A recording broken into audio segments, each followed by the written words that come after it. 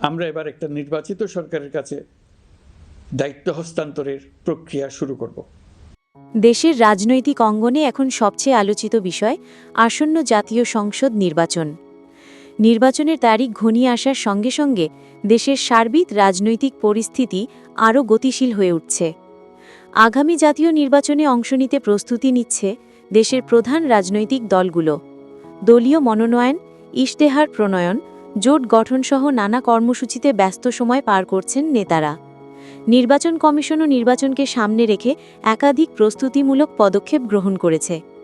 নির্বাচন কমিশন জানিয়েছে, স্বচ্ছ, অংশগ্রহণমূলক ও শান্তিপূর্ণ নির্বাচন আয়োজনই তাদের প্রধান লক্ষ্য।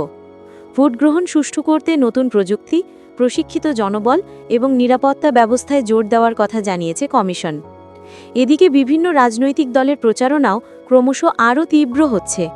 প্রার্থীরা জনগণের দোরগোড়ায় গিয়ে তুলে ধরছেন নিজেদের উন্নয়ন পরিকল্পনা ও ভবিষ্যৎ কর্মপরিকল্পনা। সামাজিক যোগাযোগ মাধ্যমেও চলছে জোরদার প্রচারণা। নাগরিকদের প্রত্যাশা একটি অবাধ, নিরপেক্ষ ও গ্রহণযোগ্য নির্বাচন। বিশেষ করে তরুণ ভোটারদের মধ্যে ভোট নিয়ে উৎসাহ লক্ষ্য করা যাচ্ছে।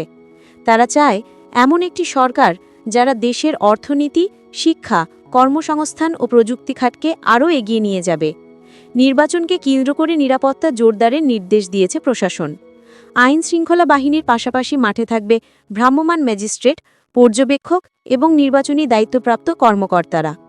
সবকিছু মিলিয়ে জাতীয় নির্বাচনকে ঘিরে দেশের রাজনৈতিক পরিবেশ দিন দিন উত্তপ্ত হলেও সাধারণ মানুষের আশা, শান্তিপূর্ণ পরিবেশে তারা যেন তাদের ভোটাধিকার প্রয়োগ করতে পারে। আগামী জাতীয় নির্বাচনে কি হতে যাচ্ছে এখন এটাই দেখার বিষয়।